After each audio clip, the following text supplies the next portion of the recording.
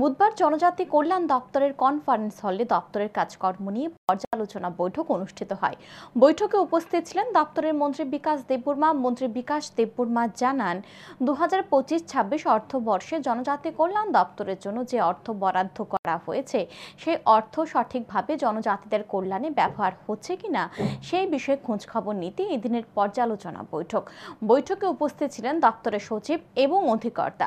জনজাতিদের কল্যাণে আগামী দিন আরও কি সুযোগ সুবিধা প্রদান করা যায় এবং বিভিন্ন সুযোগ সুবিধা আরও দ্রুত জনজাতিদের কাছে পৌঁছে দেওয়ার জন্য এদিন আলোচনা করা হয়।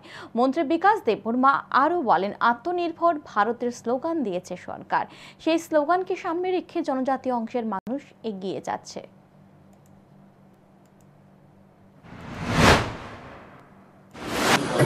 আজকে আমাদের ডেভেলপমেন্ট ডিপার্টমেন্ট কনফারেন্স হলে জিবি মিটিং হচ্ছে। আমাদের বাজেটের নিয়ে আজকে রিভিউ মিটিং হবে। আমাদের ডিপার্টমেন্টের যে বাজেটগুলো, এটা খরচ কীভাবে হচ্ছে এটা নিয়ে আজকে আলোচনা হবে। আমার সঙ্গে আছে আমার সেক্রেটারি সাহেব, ডাইরেক্টর সাহেব, সব ডিপার্টমেন্টের অফিসারগণ আছে। আগামী দিন আমাদের ট্রাইবাল ওয়েলফেয়ারকে আরও দ্রুততার সঙ্গে কাজ করার জন্য এই রিভিউ মিটিংটা হচ্ছে আগামী দিন।